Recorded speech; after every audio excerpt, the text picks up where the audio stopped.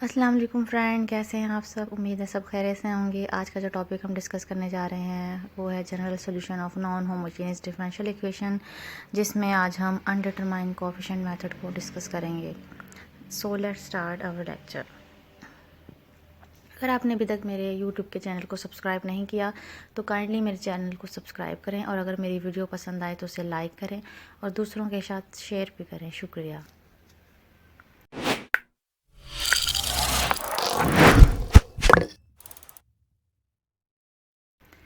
बिस्मिल्लाहिर्रहमानिर्रहीम। Non homogeneous differential equation basically ये होती क्या हैं, इनके सोल्यूशन फाइंड करने से पहले हमें पता होना चाहिए इक्वेशन होती क्या हैं।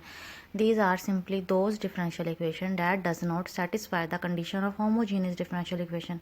ऐसी इक्वेशन जो होमोजेनियस डिफरेंशियल इक्वेशन की कंडीशन को ना सेटिस्फाई करती हूँ। अब होमोजेनियस डिफरेंशियल इक्वेशन क्या है? Homogeneous differential equation are those equation that have zero on the right hand side of the equation.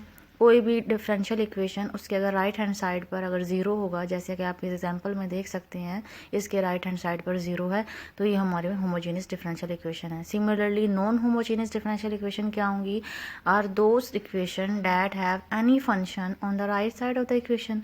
Differential equation के अगर कोई राइट साइड पर कोई फंक्शन होगा, जैसे कि इस एग्जाम्पल में आप देख सकते हैं 4x क्या है, यहाँ पर एक फंक्शन है, तो ये हमारी नॉन होमोजीनियस डिफरेंशियल इक्वेशन है। Next one is solution of non homogeneous linear differential equation. अब नॉन होमोजीनियस डिफरेंशियल इक्वेशन के सोल्यूशन को कैसे फाइंड आउट किया जाए? होमोजीनियस का तो सोल्यूशन इजीली फाइंड आउट हो सकते हैं। अब क्वेश्चन ये राइज होता है कि नॉन होमोजीनियस के सोल्यूशन को कैसे हम सॉल्व करें, निकालें। टू पार्ट्स हैं for the solution of non homogeneous differential equation. Number one है by finding the complementary solution mean y of c। इसमें क्या है, जो होमोजीनियस सोल्यूशन के जो आंसर होता है वही कम्प्लीमेंट्री सोल्यूशन होता है। हम non homogeneous linear differential equation को कंसिडर कर लेते हैं कि होमोजीनियस है, फिर उसे सॉल्व करते हैं, उससे जो हमारे आंसर निकलते हैं वो बेसिकली कम्प्लीमेंट्री सोल्यूशन होते हैं। Number two, find a particular solution y of p। So जो जनरल सोल्यूशन होगा वो होगा sum of the complementary solution and the particular solution. Next one, method for finding the non homogeneous differential equation. Non homogeneous differential equation को find करने के दो method हैं। Basically ये मेथड हम यूज़ कर रहे हैं पार्टिकुलर सोल्यूशन निकालने के लिए। Number one is undetermined coefficient method है, number two variation of parameter method. आज जो है हम अनडिटरमाइंड कोफिशिएंट मेथड को डिस्कस करेंगे। Undetermined coefficient method, this is basically the general form of the non homogeneous differential equation. So undetermined coefficient method क्या है? Undetermined coefficient method is straight forward but works only for a restricted class of function ji of X. यानी कि यहाँ जो function है जी of x non homogeneous हमारी equations में ये कोई स्पेसिफिक होंगे, उनके लिए हम यूज़ करते हैं मेथड को। It work best when right hand side of our non homogeneous differential equation is a function that can be written as a sum or product of following function. यानी कि नीचे दिए हुए फंक्शन में से कोई भी फंक्शन अगर होगा जी ऑफ एक्स की जगह, या इनका सम भी हो सकता है या प्रोडक्ट भी, तो ऐसे केसेस में हम अनडिटरमाइंड कोएफिशिएंट मेथड को यूज़ करेंगे for solving the non homogeneous differential equation.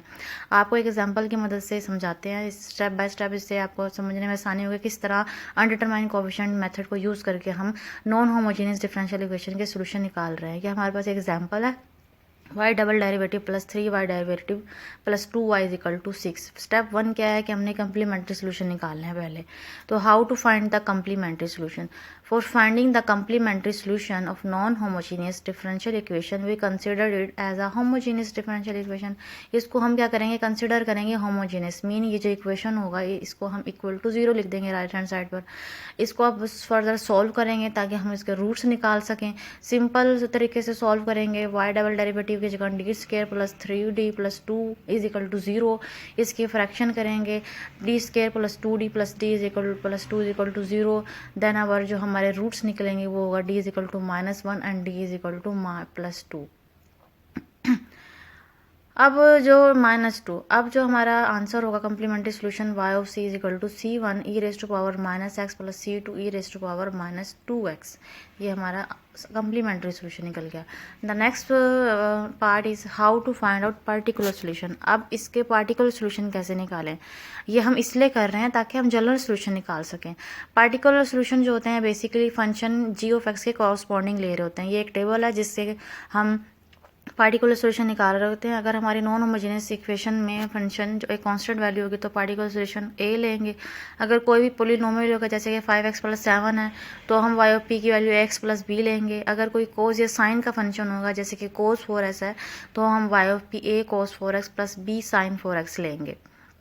Further अपने एग्जाम्पल को सॉल्व करते हैं। वही हमारी एग्जाम्पल उसको हमने लिया। अब हमने यहाँ पर देखा जो हमारा फंक्शन है यहाँ पर राइट हैंड साइड पर वो 6 है। 6 क्या है, कांस्टेंट वैल्यू है। तो अब कांस्टेंट वैल्यू को के कॉरिस्पॉन्डिंग हम y ऑफ p क्या लेंगे, इस टेबल में देखेंगे कांस्टेंट है अगर g ऑफ x तो y ऑफ p क्या है, हमने a लिया है तो बेसिकली हमारा y ऑफ p क्या आ जाएगा, फिर a आ जाएगा।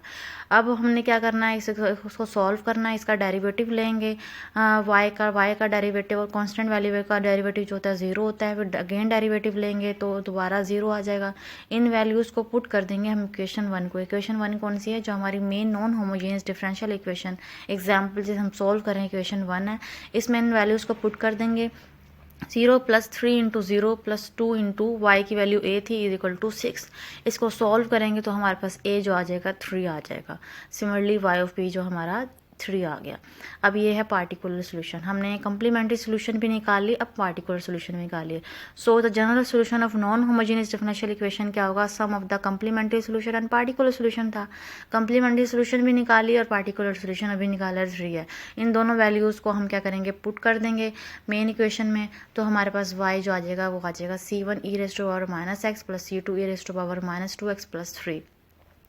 एग्जाम्पल और फर्दर एग्जाम्पल को हम सॉल्व करते हैं ताकि आपको समझने में आसानी होगी किस तरह हम इन मेथड को यूज़ कर रहे हैं। इस एग्जाम्पल में हम अब कांस्टेंट वैल्यू की बजाय अब हम कोई पॉलीनोमियल ले रहे हैं। पहले तो हमने एग्जाम्पल जो हल की थी उसमें राइट हैंड साइड पर एक कांस्टेंट वैल्यू थी 6। अब इसमें एक पॉलीनोमियल ले रहे हैं जैसे कि आप देख सकते हैं 30x + 3। राइट हैंड साइड पर जो फंक्शन है वो एक पॉलीनोमियल है 30x + 3। इस तरह के एग्जाम्पल्स अगर आ जाएंगे तो इसे कैसे सॉल्व करेंगे। सिमिलरली उसी तरह पहला स्टेप 1 होगा, हम फाइंड करेंगे complementary solution y of c। इसमें कम्प्लीमेंट्री सोल्यूशन फाइंड करने के लिए इस इक्वेशन को हम इक्वल टू 0 कर देंगे। y double derivative -10 y derivative +25 y is equal to 0। इसको सिर्फ फर्दर सॉल्व करेंगे। सॉल्व करने से हमारे जो रूट्स आ जाएंगे वो इक्वल आ जाएंगे, d is equal to 5 d is equal to 5। तो हमारा जो सोल्यूशन होगा कम्प्लीमेंट्री सोल्यूशन वो आ जाएगा c1 e⁻5x + c2x e⁻5x।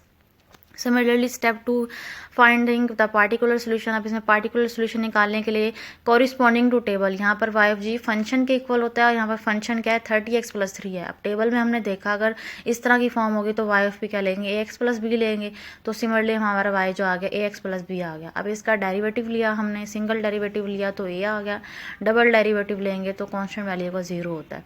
अब इन वैल्यूज़ को पुट कर देंगे हम अपनी इक्वेशन 1 में। जो हमारी main example non homogeneous equation थी वो इक्वेशन 1 है। इसके अंदर हम इन वैल्यूज़ को पुट कर देंगे 0 - 10a + 25 ax + b is equal to 30x + 3। इसको हम फर्दर सॉल्व करेंगे और हमारे पास a और b निकल जाएंगे। तो बाय कंपेयरिंग द कोफिशिएंट हमने इसके कंपेयर के कोफिशिएंट तो a की जो वैल्यू आ गई वो आ गई 6/5। सिमिलरली जब हम b को कंपेयर करेंगे कोफिशिएंट्स को b के लिहाज से तो b जो हमारे आ जाएगा वो आ जाएगा 3/5। अब इन वैल्यूज़ को हम पुट कर देंगे हमारी मेन इक्वेशन में जिसमें y जो था ax + b था। तो y a की जगह 6/5x + b की जगह 3/5 आ गया। तो हमारा जो सोल्यूशन हो गया y of b complementary solution वो ये आ गया। इसी तरह हमारे जो जनरल सोल्यूशन है वो है कम्प्लीमेंट्री सोल्यूशन का sum plus particular solution. Complementary solution हमने पहले सॉल्व कर लिया था, पार्टिकुलर सोल्यूशन भी सॉल्व कर लिया है। तो अब जो हमारा y होगा वो होगा yc + yp। This is basically c1 e⁻5x + c2x e⁻5x + 6/5x + 3/5। तो ये हमारा मेन जनरल सोल्यूशन है जिसे हमने फाइंड किया। बहुत ईजी मेथड है, स्ट्रेट फॉरवर्ड। नेक्स्ट वीडियो में हम वेरिएशन ऑफ पैरामीटर मेथड को डिस्कस करेंगे। अब तक के लिए इतना ही। अल्लाह हाफिज़।